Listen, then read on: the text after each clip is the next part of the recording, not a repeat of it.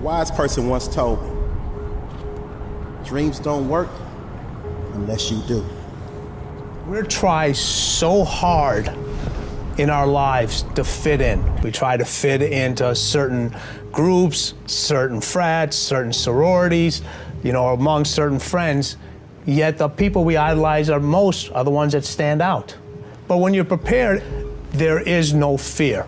There is no fear of failure, because even if you've walked out of something and you feel like you failed at it, your preparation is so strong that you're gonna take that failure and turn it into the outcome you desire. And most people stop at failure, okay? We've all failed at things. I'm gonna continue to fail at stuff, right? It's the most powerful tool you can use, but it all depends on how you use it. What would your future be like if you decided to want that which you desire so strongly that it prepares you past your fears, that you experience the fear, as the one book says, feel the fear and do it anyway? Life is 10% what happens to you, it's 90% what you do about it.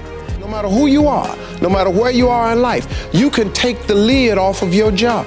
And if you're wondering if you still have the lid on in your life, here are some clues that's gonna let you know that the lid is still on. If you're not excited about waking up in the morning, if you're sitting around bored out of your mind, if you got time to do everything anybody asks you to do, you probably got the lid on. If when you tell your dreams to all your friends, it makes sense to them, you got your lid on, man. Your dreams should not make sense to everybody. You gotta say something that make people go, how you gonna do that? That's when you got the lid off. And if I were you, I'd do that. I'd take the lid off. Makes sense to me, don't it? They're always gonna get ready to get set to get going. What we've gotta do is, boom, just like that, move into action. Every time you remember your dream, you're removing some dirt. You're digging it back out. The true mark of a champion is, even though some dirt gets thrown on your dream, instead of letting it get buried, you keep shaking it off. You keep moving forward. You keep looking for a new opportunity. You wouldn't be having that opposition if you didn't have something great in you. If your dream wasn't alive and on track, right on schedule to come to pass, you wouldn't have so many things coming against you. That dream is still alive. You may have tried a year ago, 5 years ago, or 40 years ago. Didn't work out. Nobody was there to help you. Go back and try again. This is your time. This is your moment. Your destiny is calling out to you. Can I tell you, your dream is not dead. It's just not in season. Your time is coming. Promotion is coming. Good breaks are coming. Promises you've been standing on. Dreams you've been praying about. Lack is not your destiny. Constantly struggling, barely getting by is not the end of your story. These light afflictions are for a moment.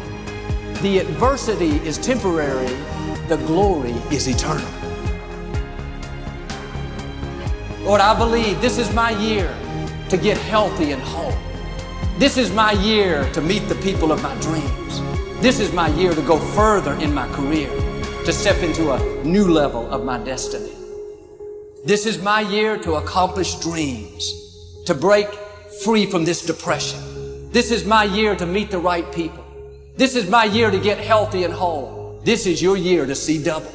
This is your year for vindication, for restoration, for new beginnings. Now get your mind going in the right direction.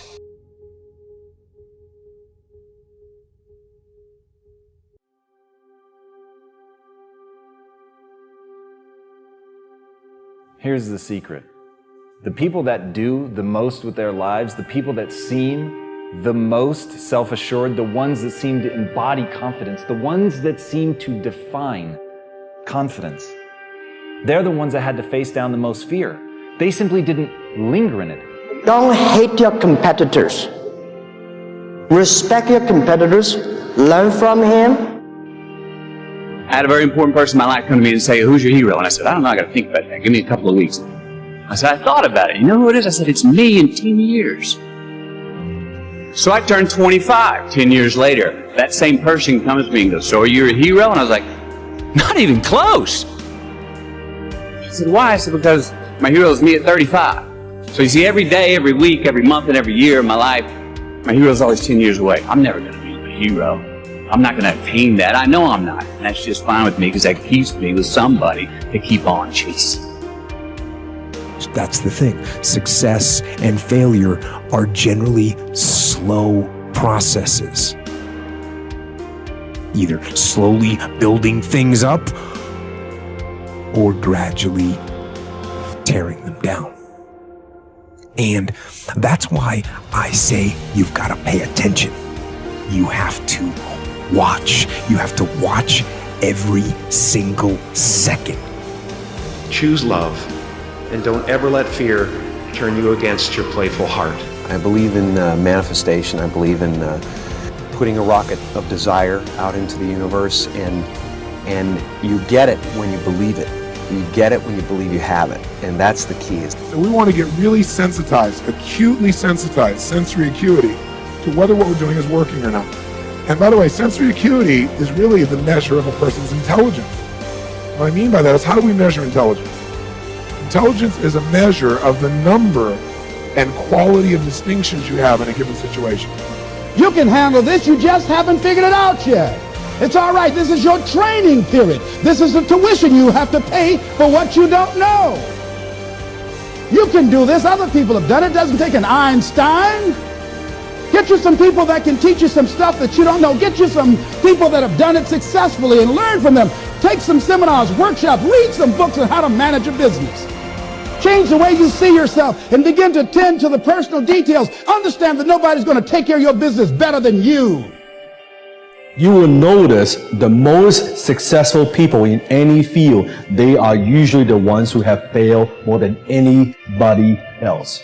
You see the difference between a successful person and everyone else? It's not a lack of strength, it's not a lack of knowledge, it's a lack of will.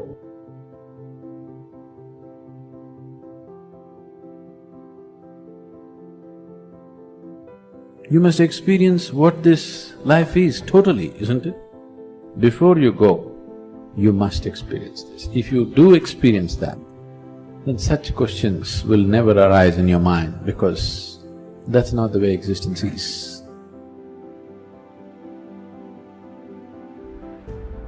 It's up to you in a world where we're taught to look outside for answers, for a job that will make us happy, for money that will make us happy. The answer is within. We already have it. We already have the answer, but will we unleash it? Will we give it? Will we own it? Will we truly reinvent ourselves to become the people that we're capable of becoming?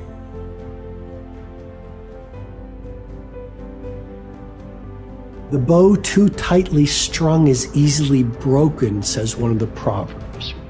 Balance is a gorgeous thing.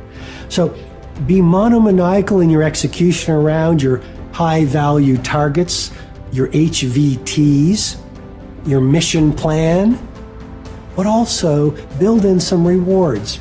And that's going to send a gorgeous message to your conscious and your subconscious mind that, hey, this daily practice of execution around my deliverables is a beautiful thing. And you create this thing called momentum. And the monk who sold his Ferrari, I went back and I saw this recently. I think there's a whole chapter on momentum.